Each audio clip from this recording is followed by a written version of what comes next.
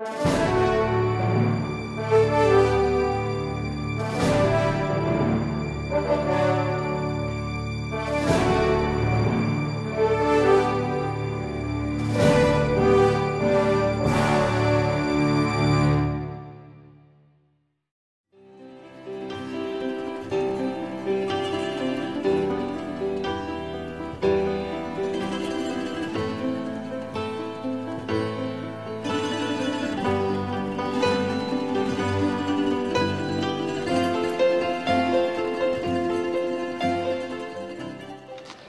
starter vores søgen for folk, der kan besvare spørgsmål om fællesskabet på Christiania.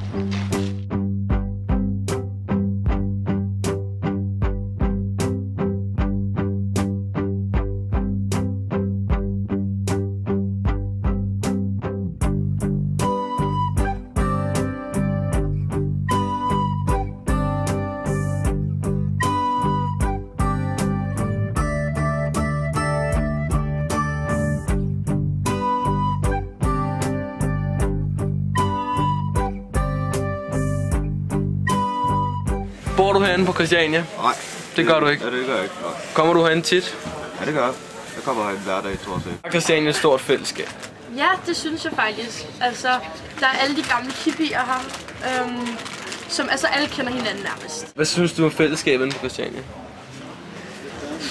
Jeg synes, det er godt. Folk hjælper hinanden rigtig meget. Både sådan i dagligdagen og økonomisk og altså sådan nogle ting. Sådan, altså, folk står til råds, og altså, folk hjælper hinanden. Er der en form for forskellige fællesskaber i grupperne? Altså, for eksempel fællesskabet i pusher-gruppen. Er det anderledes end det fællesskab, der måske er i de normale, eller ikke hårde typer kristne? Nej, det synes jeg ikke. Det synes jeg ikke. De holder sammen på samme måde. Altså, de er brødre for hinanden. Deres venner er ligesom familie for dem, ikke? Okay. I begge vennekreds. Jeg synes, det er sådan der, man ved, at det er et sted, man godt vil være. Altså, ellers vil folk jo ikke have flyttet hertil. Altså, jeg tror, når først man er flyttet ind på Christiania, flytter man ikke ud igen. Kan alle blive en del af Christianias fællesskab?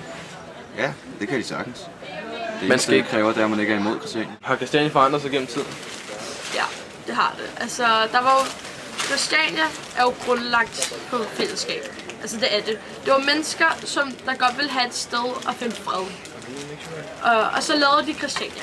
Startede som et lort. Altså, jeg forstår ikke, hvor stort. Altså, det er helt ufatteligt, hvordan det er blevet nu, som det var. Altså. Hvorfor tror du, Christiania er meget op i medierne? Jamen, det der med has er det jo nok. Det der med, at vi ikke betaler... Altså, at de mener, at vi ikke betaler nogle penge for at bo her. Sådan nogle ting. Det er jo nok derfor, det er oppe. Og jeg kan godt forstå det sådan. Men tænker jo, altså folk fra Jylland, der aldrig har været her, de tænker sådan, hvad fanden er det for et sted, de ryger alle sammen fed. Men det gør de ikke. Altså bare fordi du bor på Christiania, betyder det ikke, at du ryger has hver dag. Det gør det ikke. Hvorfor tror du, politikerne har den mening, de har om Christiania? Jeg tror, det er fordi, de ikke selv har oplevet, hvordan det egentlig rigtig foregår herinde. Okay. Den måde, som jeg har set det i hvert fald, når de fortæller om Christiania i medierne, så er det bare våben og hassalg herinde. Det er det, som jeg hører fra dem i hvert fald. At det bare foregår kriminalitet og våben og has. Nej, der er et fællesskab herinde. Folk er gode venner.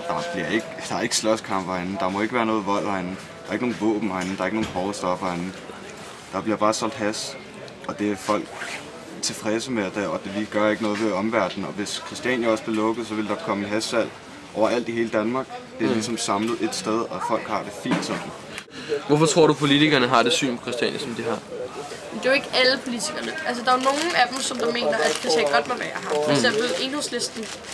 Tror du, de politikere, der er imod Christianias syn, vil ændre sig, hvis de kommer herind og var herinde i noget tid? Det kan godt være. Altså, jeg synes, de er meget dømmende nogle gange.